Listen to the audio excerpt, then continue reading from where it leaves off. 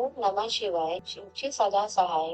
ओम नमः शिवाय, गुरुजी सदा सहाय। इस विंदेश्वर संगीता के एपिसोड में आप सुनेंगे 8वां, 9वां एवं 10वां अध्याय।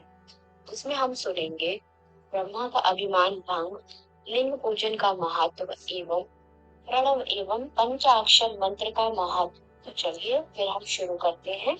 8वां अध्याय, ब्रह्मा का अभिमान भंग। नंदिकेश्वर बोले, महादेव जी, ब्रह्मा जी के छल पर अत्यंत क्रोधित हुए। उन्होंने अपने त्रिनेत्र तीसरी आंख से भैरव को प्रकट किया और उन्हें आज्ञा दी कि वह तलवार से ब्रह्मा जी को दंड दे। आज्ञा पाते ही भैरव ने ब्रह्मा जी के बाल पकड़ लिए और का पांचवा सिर काट दिया। ब्रह्मा जी डर के मारे कांपने लगे। उन्होंने भैरव के चरण पकड़ लिए तथा क्षमा मांगने लगे। इसे देखकर श्री विष्णु ने भगवान शिव से प्रार्थना की कि आपकी कृपा से ही ब्रह्मा जी को पांचवा सिर मिला था, अतः आप इन्हें क्षमा कर दो। तब शिव जी की आज्ञा पाकर ब्रह्मा को भैरव ने छोड़ दिया।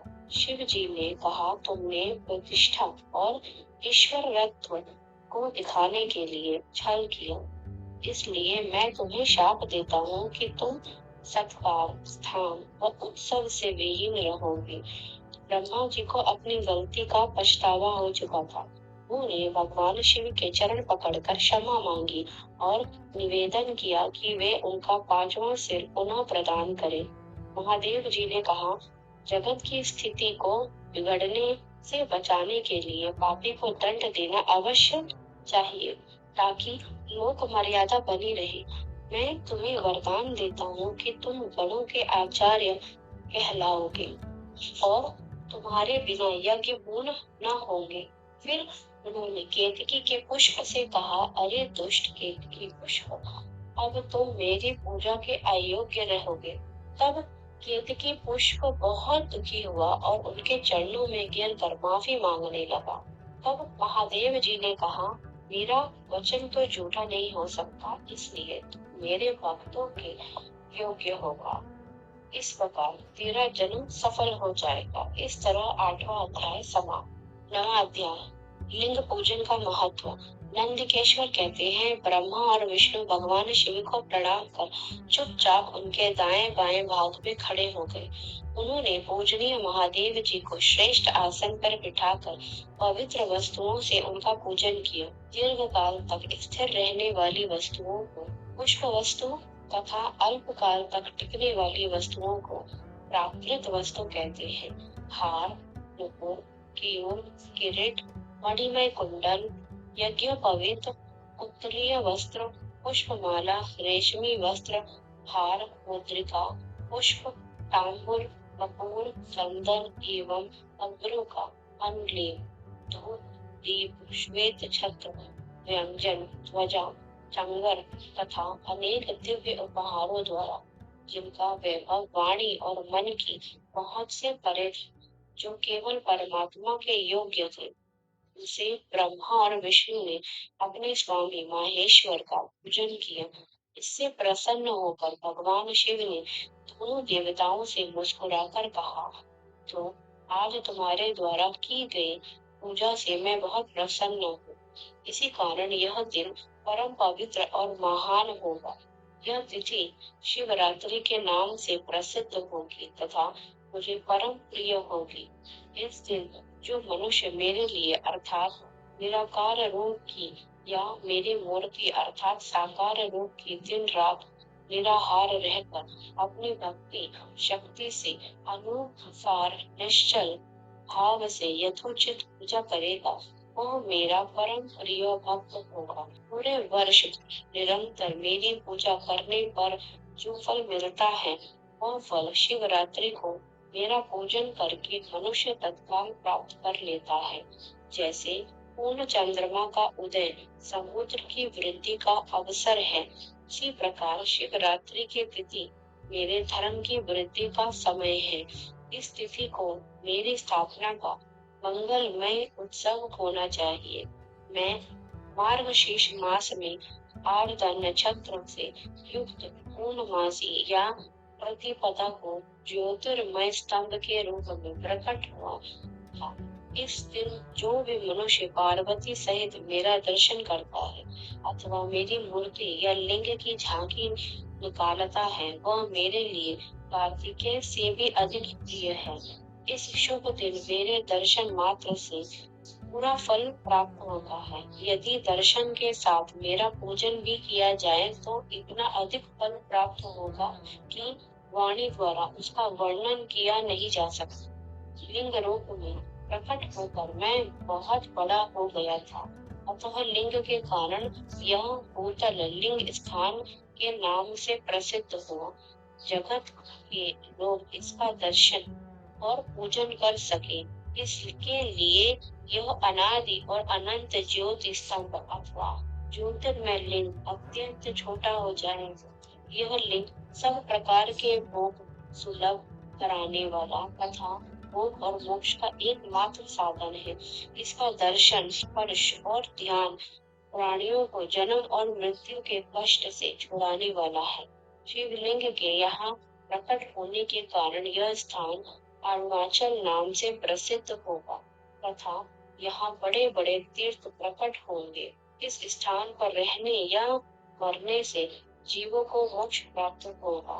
मेरे दो रूप हैं, साकार और निराकार। पहले मैं स्तंभ रूप में प्रकट हुआ, फिर अपने साक्षात रूप में ब्रह्म भाव मेरा निराकार रूप है तथा माहेश्वर भाव मेरा साक्षात रूप है। ये दोनों ही मेरे सिद्ध रूप हैं। मैं ही पर ब्रह्म परमात्मा हूँ। जीवों पर अनुग्रह करना मेरा कार्य है। मैं जगत की वृद्धि करने वाला होने के कारण ब्रह्म कहलाता। सर्वत्र स्थित होने के कारण मैं ही सबकी आत्मा हूँ। सर्ग से लेकर अनुग्रह तक जो जगत संबंधी पांच कृत्य हैं, वे सदा ही मेरे हैं। मेरी ब्रह्म रूपता का बोध कराने के लिए पहले लिंग प्रकट हुआ, फिर अज्ञात ईश्वरत्व का साक्षात्कार कराने के लिए मैं जगदीश्वर रूप में प्रकट हो गया। मेरा सकल रूप मेरे ईष्टत्व का और निष्कल रूप मेरे ब्रह्म रूप का बोध कराता है। मेरा लिंग मेरा स्वरूप है। मेरे समीप्य ही प्राप्ति कराने वाला है। मेरे लिंग की स्थापना करने वाले मेरे उपासक को मेरी समानता की प्राप्ति हो जाती है तथा मेरे साथ एकत्व का अनुभव करता हुआ संसार सागर से मुक्त हो जाता है। वह जीते जी परमानंद की अनुभूति करता हुआ शरीर का त्याग कर शिव लोक को प्राप्त होता, अर्थात मेरा ही स्वरूप हो जाता है। लिंग की स्थापना लिंग की अपेक्षा गौण है। यह उन भक्तों के लिए है जो शिव तत्व के अनुशीलन में सक्षम नहीं है। इस तरह 9वां अध्याय समाप्त। अध्याय प्रणव एवं पंचाक्षर मंत्र की महत्व। ब्रह्मा और विष्णु ने पूछा, प्रभु सृष्टि आदि पांच कृत्यों के लक्षण क्या है, यह हम दोनों को बताइए। भगवान शिव बोले, मेरे कर्तव्यों को समझना अत्यंत गहन है, तथापि मैं कृपा पूर्वक तुम्हें बता रहा हूँ। सृष्टि, पालन, संहार, तिरोभाव और अनुग्रह मेरे जगत संबंधी पांच कार्य हैं जो नित्य सिद्ध है। संसार की रचना का आरंभ सृष्टि कहलाता है। मुझसे पालित होकर सृष्टि को सुस्थिर रहना उसका पालन है। उसका विनाश ही संहार है। प्राणों के उत्क्रमण को तिरोभाव कहते हैं। इन सबसे छुटकारा मिल जाना ही मेरा अनुग्रह अर्थात मोक्ष है। ये मेरे पांच कृत्य हैं। सृष्टि आदि चार कृत्य संसार का विस्तार करने वाले हैं। पांचवा कृत्य मोक्ष का है। मेरे भक्त जन इन पांचों कार्यों को पांच भूतों में देखते हैं। सृष्टि धरती पर स्थित, जल में, संहार अग्नि में, तिरोभाव वायु में और अनुग्रह आकाश में स्थित है। पृथ्वी से सबकी सृष्टि होती है। जल से वृद्धि होती है। आग सबको जला देती है।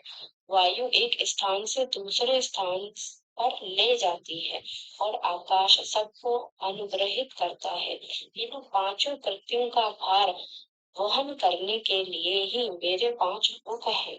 4 दिशाओं में 4 मुख और इनके बीच में 5वां मुख है। पुत्रों, तुम दोनों ने मुझे तपस्या से प्रसन्न कर सृष्टि और पालन 2 कार्य प्राप्त किए हैं। इसी प्रकार मेरी विभूति स्वरूप रुद्र और महेश्वर ने संहार और तिरोभाव कार्य मुझसे प्राप्त किए हैं, परंतु मोक्ष मैं स्वयं प्रदान करता हूँ। मैंने पूर्व काल में अपने स्वरूप भूत मंत्र का उपदेश किया है, जो ओंकार रूप से प्रसिद्ध है। यह मंगलकारी मंत्र है। सर्वप्रथम मेरे मुख से ओंकार ओम प्रकट हुआ, जो मेरे स्वरूप का बोध कराता है। इसका स्मरण निरंतर करने से मेरा ही सदा स्मरण होता है। मेरे उत्तरवर्ती मुख से आकार का, पश्चिम मुख से ऊंकार का, दक्षिण मुख से मकार का, पूर्ववर्ती मुख से बिंदु का तथा मध्यवर्ती मुख से नाद का प्रकटीकरण हुआ है। इस प्रकार इन 5 अवयवों से ओंकार का विस्तार हुआ है। इन पांचों अवयवों से के एकाकार होने पर प्रणव ओम नामक अक्षर उत्पन्न हुआ। जगत में उत्पन्न सभी स्त्री पुरुष इस प्रणव मंत्र में व्याप्त है। यह मंत्र शिव शक्ति दोनों का बोधक है। इसी से पंचाक्षर मंत्र ओम नमः शिवाय की उत्पत्ति हुई है। यह मेरे साकार रूप का बोधक है। इस पंचाक्षर मंत्र से मातृका वर्ण प्रकट हुए हैं, जो 5 भेद वाले हैं। इसी से शिरो मंत्र संहिता त्रिपिता गायत्री का प्राकट्य हुआ है। इस गायत्री से संपूर्ण वेद प्रकट हुए और उन वेदों से करोड़ों मंत्र निकले। उन मंत्रों से विभिन्न कार्यों की सिद्धि होती है। इस पंचाक्षर प्रणव मंत्र से सभी मनोरथ पूर्ण होते हैं। इस मंत्र से भोग और मोक्ष दोनों प्राप्त होते हैं। नंदिकेश्वर कहते हैं, जगदम्बा उमा गौरी पार्वती के साथ बैठे महादेव ने उत्तरवर्ती मुख बैठे ब्रह्मा और विष्णु पर्दा करने वाले वस्त्र से आच्छादित कर उनके मस्तक पर अपना हाथ रखकर धीरे धीरे उच्चारण कर उन्हें उत्तम मंत्र का उपदेश दिया। 3 बार मंत्र का उच्चारण करके भगवान शिव ने उन्हें शिष्यों के रूप में दीक्षा दी। गुरु दक्षिणा के रूप में दोनों ने अपने आप को समर्पित करते हुए दोनों हाथ जोड़कर उनके समीप खड़े हो जगत गुरु भगवान शिव की इस प्रकार स्तुति करने लगे। ब्रह्मा विष्णु बोले, प्रभु, आपके साकार और निराकार 2 रूप हैं। आप तेज से प्रकाशित हैं, आप सबके स्वामी हैं, आप सर्वात्मा को नमस्कार है। आप प्रणव मंत्र के बताने वाले हैं तथा आप ही प्रणव लिंग वाले हैं। सृष्टि पालन संहार तिरोभाव और अनुग्रह आदि आपके ही कार्य हैं। आपके 5 मुख हैं। आप ही परमेश्वर हैं। आप सबकी आत्मा है, ब्रह्म है। आपके गुण और शक्तियां अनंत हैं। हम आपको नमस्कार करते हैं। इन पंक्तियों से स्तुति करते हुए गुरु माहेश्वर को प्रसन्न कर ब्रह्मा और विष्णु ने के चरण में प्रणाम किया। माहेश्वर बोले, आद्रा नक्षत्र में चतुर्दशी को यदि इस प्रणव मंत्र का जप किया जाए तो यह अक्षय फल देने वाला है। सूर्य की संक्रांति में महा आद्रा नक्षत्र में एक बार किया प्रणव जप करोड़ों गुना जप का फल देता है। मृगशीरा नक्षत्र का अंतिम भाग तथा पुनर्वसु का शुरू का भाग पूजा होम और तर्पण के लिए सदा आद्रा के समान ही है। मेरे लिंग का दर्शन प्रातः काल अर्थात मध्याह्न से पूर्व काल में करना चाहिए। मेरे दर्शन पूजन के लिए चतुर्दशी विधि उत्तम है। पूजा करने वालों के लिए मेरी मूर्ति और लिंग दोनों समान है। फिर भी मूर्ति की अपेक्षा लिंग का स्थान ऊंचा है, इसलिए मनुष्य को शिव लिंग का ही पूजन करना चाहिए। लिंग का ओम मंत्र से और मूर्ति का पंचाक्षर मंत्र से पूजन करना चाहिए। शिवलिंग की स्वयं स्थापना करके या दूसरों से स्थापना करवा कर उत्तम द्रव्यों से पूजा करने से मेरा पद सुलभ होता है। इस प्रकार दोनों शिष्यों को उपदेश देकर भगवान शिव अंतर ध्यान हो गए। इस तरह 10वां अध्याय समाप्त।